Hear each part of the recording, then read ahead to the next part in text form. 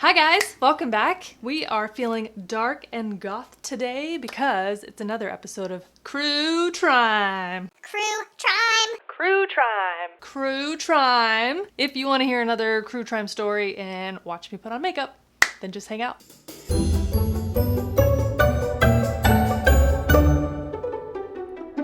Okay, so in today's Crue Trime episode, we have a dark background. I'm wearing dark clothes that you can't see. This is by request. This is by the lovely Margot, a longtime viewer and friend and family member here in our little corner of YouTube. She recommended that I look into the story of Jasmine Richardson of Alberta, Canada, a little town called Medicine Hat. I read the story and I was like mouth agape the whole time. It's bonkers. Hold on to your butts. I'm gonna put on goth makeup today because that's relevant to the story. It really is actually relevant to the story. Another reason that I was super intrigued by the gothness of this story is that I've always secretly wanted to be a goth. Is that lame? Yes. Because you can't want to be a goth. You just are or you are not, right? I don't know. At least I didn't feel like I could because Ginge. But I always really liked the goth kids. They're misunderstood for sure, but they just want to read dark poetry and decorate their backpacks with raven pins. At least the goth kids that I knew, they were always very artistic, always very smart, always very sensitive. They just want to smoke out back. Just leave them alone. Listen to their PJ Harvey or whatever it is music they're listening to. Moving on, we're doing a goth look today. I just talked a lot. It's after work, so this is after work makeup. I have also went to the gym today, so it's all sweaty and gross. I'm gonna take off this makeup and then we're gonna get started. Actually, I might go ahead and already have my foundation on because that's gonna take forever. I'm gonna be pale today because goth. I'll be right back. Do not be alarmed, I'm just pale. On April 23rd, 2006, in the small suburb of Medicine Hat, Alberta, Canada, the Richardson family was found dead in their home. Mark, age 42, Deborah, age 48, and their 8-year-old son, Jacob. They had been brutally murdered in the night, and the shocking crime scene horrified the community. It was the most gruesome murder the town had ever seen. So the quiet, family-oriented town was totally shocked. The family was reported as, a loving and normal, happy family, and the scene found by police was unimaginable. When the police investigators came to the house, they noticed, in the family portraits about the house that there was 4 members of the family. But they had only found 3 bodies. So missing from the home was a 12-year-old daughter, Jasmine. Why am I making myself tan?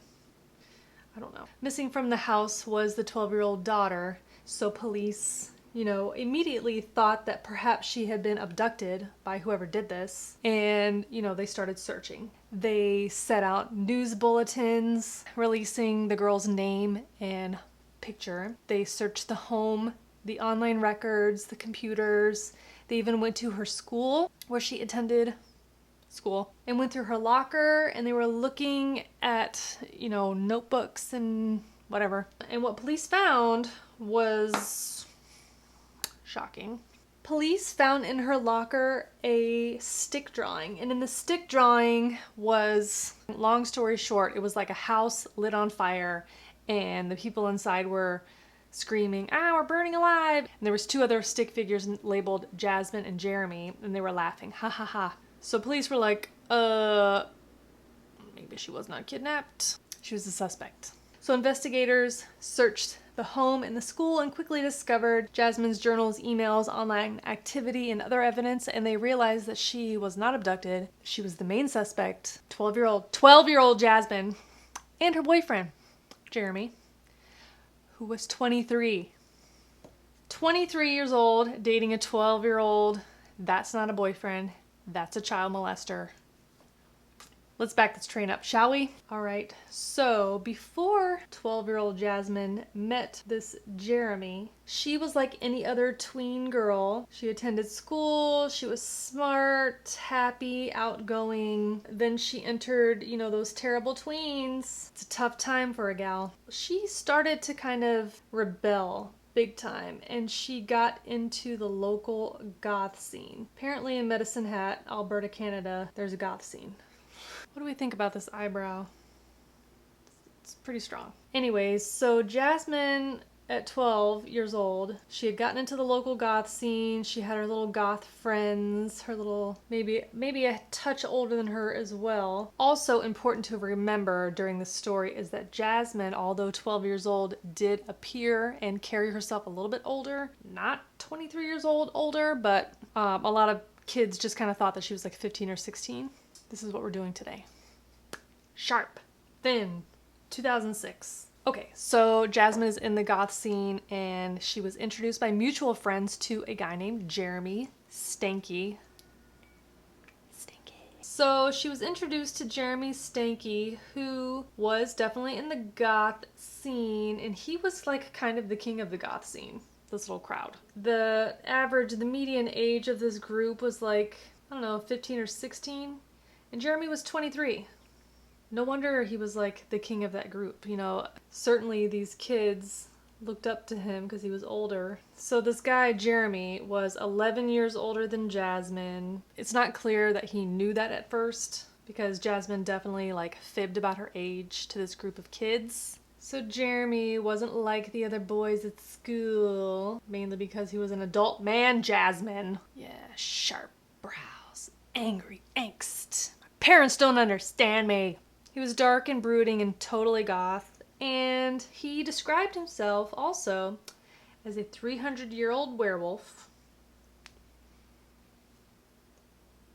He wore a vial of blood on a necklace, he wore a collar, the whole thing. So Jeremy did not have the happy home life that Jasmine did. He had been bullied as a teen. He had been abused by his mom's many partners over the years. By the time he had met Jasmine, he had already had a long history of depression.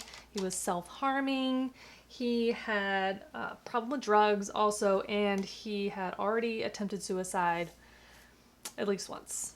It's kind of sad. His mom tried to be a good mom and stuff, but she was an alcoholic. She had a major problem, and some of the reports allege that perhaps Jeremy had fetal alcohol syndrome, which is something that can manifest later in life through behavior and features that he kind of had and demonstrated. So him hanging out with younger people, immaturity is one of those traits. Anyways, you know, he was maybe not playing with a full deck. You know what I'm saying? Not saying that excuses it, I'm just saying it explains it. He was an unemployed high school dropout. He had a drug problem. At age 20, he had had a 17-year-old girlfriend that he got pregnant, and every girlfriend after that was younger than the last.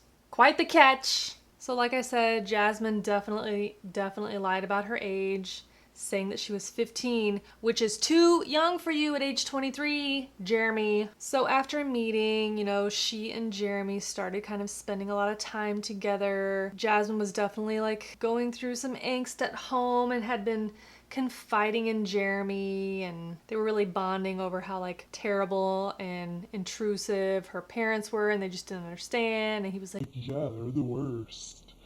Totally, they don't understand you, they're so stupid. Anyways, her family did not understand her new goth lifestyle. They were so dumb. And then, you know, soon Jeremy asked Jasmine to be his girlfriend via email.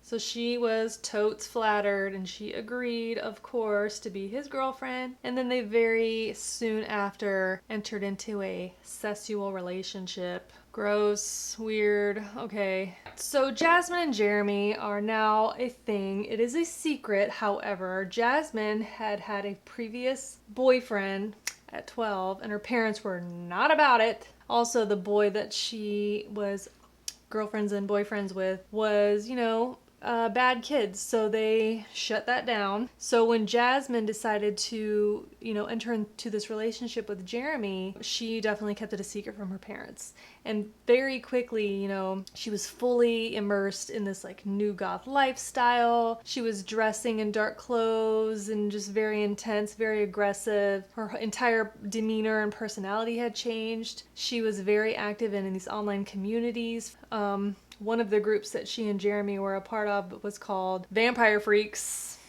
He's a 300-year-old werewolf, so where else is he gonna go?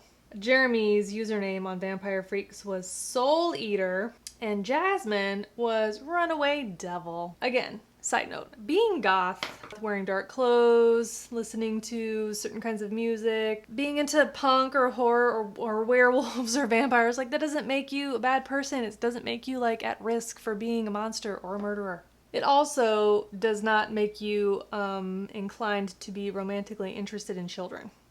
Okay? Let's just be clear about that. Jasmine's parents definitely realized that something was going on with their kid. She was changing rapidly, very rebellious, out of control, all of those things. They were not about it. They shut it down. They grounded her. It did not take long for them to kind of figure out that Jasmine was hiding something and that something was a boy. Then they found out that it was not a boy, it was a man.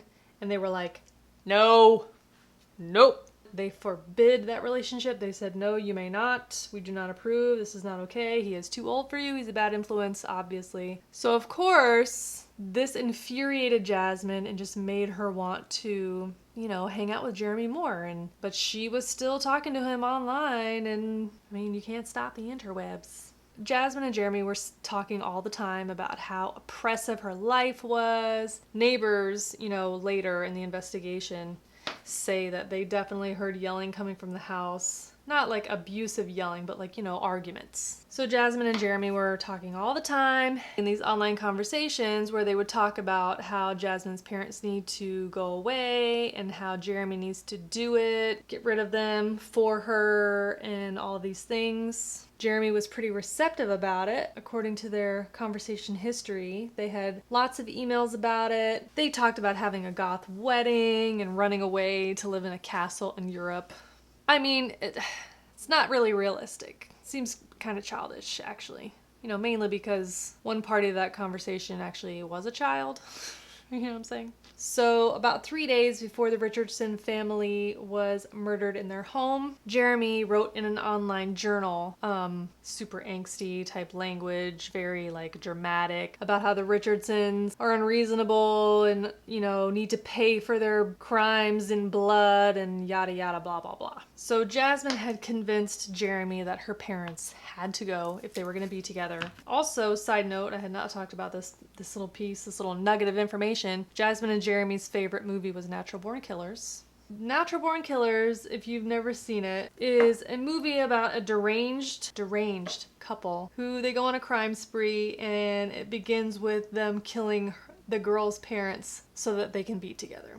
They watch the movie a lot. It's like their favorite movie, and it's like more and more, this is who they want to be, this is who they want to model their life after, that whole thing. So the night before the murders, of course, Jeremy fires up the movie and makes sure to watch it to get himself all hyped up. Also, the day of the murders, Jeremy, he spent all day drinking alcohol, smoking marijuana, doing all the drugs. Any drug that you could think of, Jeremy was doing it that day. Alright, so after spending all day doing drugs to get juiced up to go murder Jasmine's parents, he, finally arrived at Jasmine's parents' house at about 3 a.m. He threw a pine cone at Jasmine's window to get her attention. She came to the window and motioned for him to go to this window in the basement that she regularly used to sneak out. And she met him downstairs and let him into the house through that window, and he had brought with him a ginormous knife.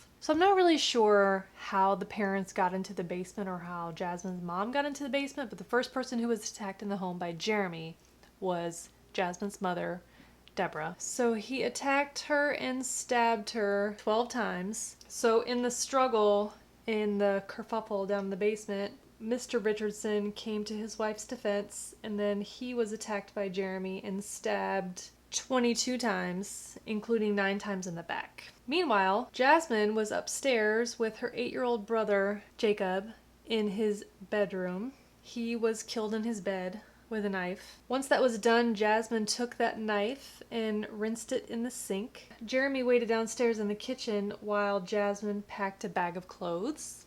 So after, being on drugs all day and then coming over and murdering his girlfriend's parents, he was a little juiced up, so he was just so anxious that he could not even wait for her, so he didn't. He left. He left her, and she finished up packing and whatnot, and then she called a taxi, and then, took it over to his house. Once Jasmine arrived at Jeremy's house, he greeted her. He had showered and changed his clothes. He had bagged up the bloody clothes into a bag. Well, that's what happens. You bag up clothes in a bag. Wow. Then they retired for the evening for, a little bit of statutory rape. Mind focus! What was I doing before my camera so rudely quit on me? The little murderous couple slept in, and then they woke up the next day and went to a party at a nearby apartment of some other equally productive members of society. So when they arrived, Jeremy happily introduced Jasmine to the crowd.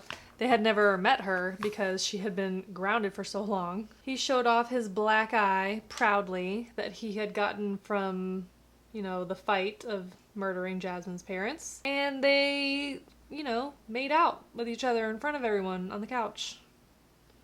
So one of the girls in the group, her name was Casey. Her name was Casey. She was in love with Jeremy. Gross. But she was in love with Jeremy and would pretty much do whatever he asked her to do. So he had asked her to wipe down his truck because there was blood all in it. So of course she did. By then, news of what had happened was, everywhere. And Jasmine and Jeremy just thought it was the funniest thing. Eventually, they started to get rightfully stressed out, and Jeremy's friends, that girl, agreed to help them kind of get out of town. So Jeremy and Jasmine loaded up in the back of Jeremy's truck. It had a camper shell on it, while Casey and some other bad little girls drove, and they decided to get out of town. At this point, police understood that Jasmine was not just a missing person, she was a suspect. There was only kind of one way in and out of this town, so the police, the detectives, knew that, of course, that if they decided to run, that they were probably going to be able to intercept them at a gas station, because you need gas. So they staked out the gas station, and it wasn't long before they kind of found them. And what happened was, the group of them ended up having to sleep overnight in Jeremy's truck, and then the next morning they had popped into this gas station to get water and some snacks or whatever, and the girls went inside to make the purchase while Jeremy and Jasmine stayed in the truck. One of the girls found a local newspaper, and the headline and front page photo was of Jasmine, so she bought that paper and took it to them at the back of the truck and showed it to her, and Jasmine laughed. She thought it was so funny. Anyway, so the police was watching that. Oh no! The police was watching that entire interaction, and they intercepted them, pulled Jeremy and Jasmine from the back of the truck, took them into the police station for questioning, including those other girls. Jeremy and Jasmine were tried separately, of course. Jeremy was tried first. Jeremy's defense was that he was an immature boy in love. He was a man. Okay. And that he only did what Jasmine had asked him to do in order to maintain the relationship. Never mind that relationship was sick, okay? She was 12. Gross. He testified that he was surprised at Jasmine's reaction, that she didn't act upset, she never cried. Way to be a little judgmental after you're the one who murdered them, but details. One of Jeremy's friends testified at the trial that Jeremy had been trying to recruit him to help in these murders. The friend was like, nah, bro. And he also just kind of thought that he was not serious. So he never said anything to police. Come on, people. An undercover officer in the jail was able to get Jeremy to reveal details about him and Jasmine's relationship, and he had maintained the entire time that Jasmine was the one who killed Jacob. He also spoke delusions about, running away with Jasmine to a castle in Europe. Number one, like that was ever going to happen, and like he was ever going to get out of jail. Come on, Jeremy.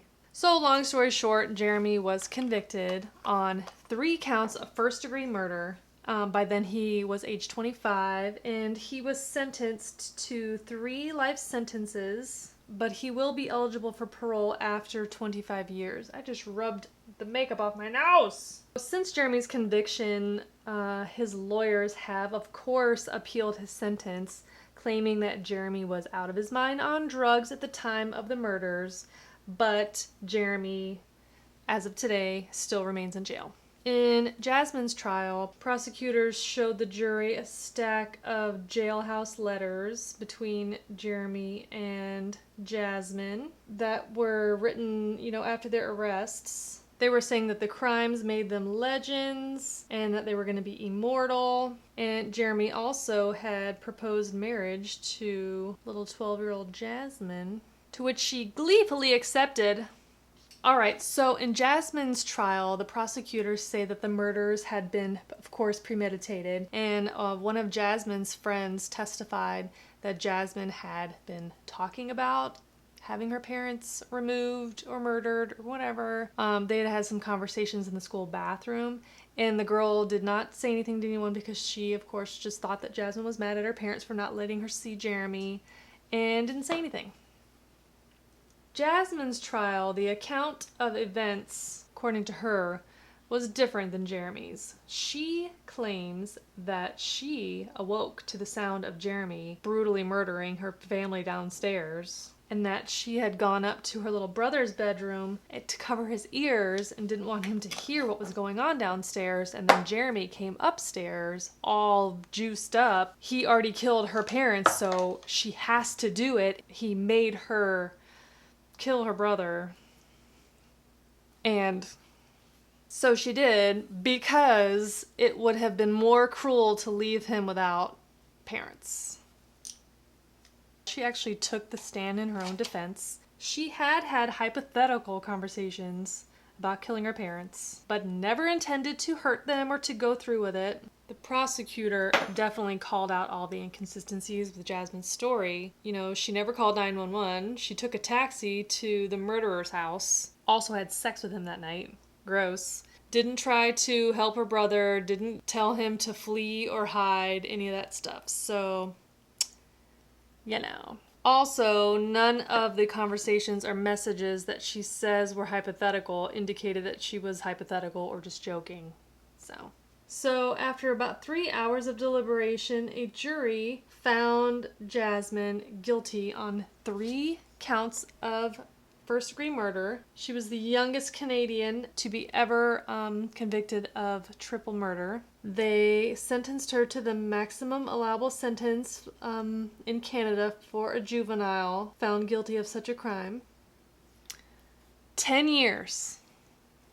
At the time she was convicted, she was 13 years old. She served 4 years in a psychiatric hospital where she reportedly came to understand the horror of her crimes and was remorseful and took well to rehabilitation efforts. And she was released in 2011 to serve 4.5 years of supervised probation. Dead serious. I'm sorry, you guys, I can't talk and put on lips at the same time. I can't get the top of my lip even on this side because I have like a old lady wrinkle now. I'm really excited about it.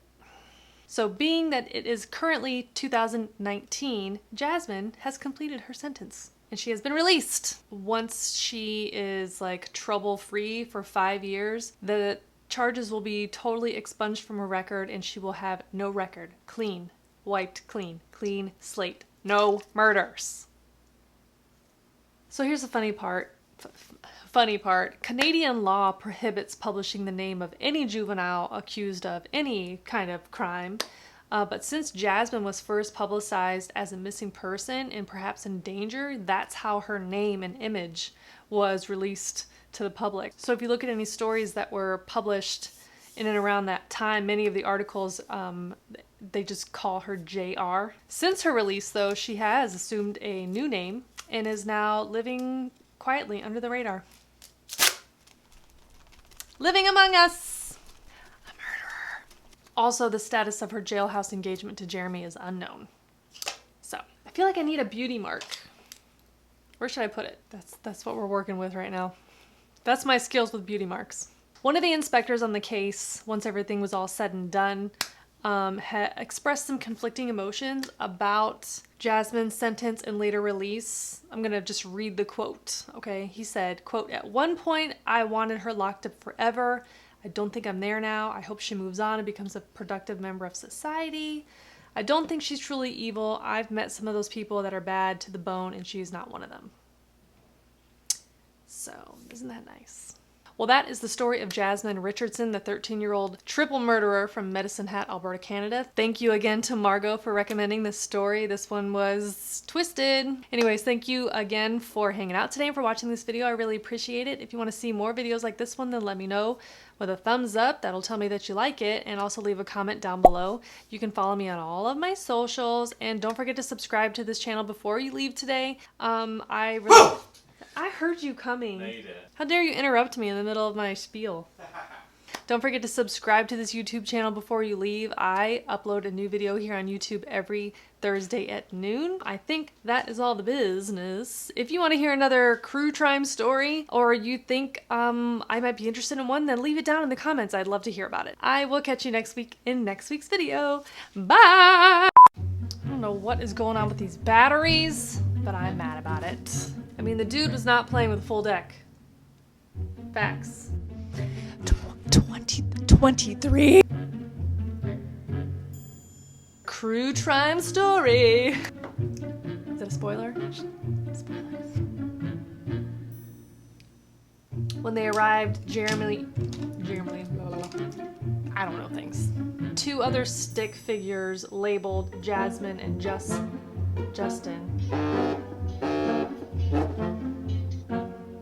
Yes? Are you filming? Yes? Good, you better be. How dare you? I'm on my way home. I got my fireworks. Oh, good. They got them at Target. Oh, did you get snakes? Nope, I got sparklers and the little packs they had of, like, different fountains. But I like snakes. They didn't have any snakes. I got 15 snakes over here. Okay. Okay, I love you, bye. Be careful. Bye. Bye. Bye. Bye. Hang up. Okay, bye.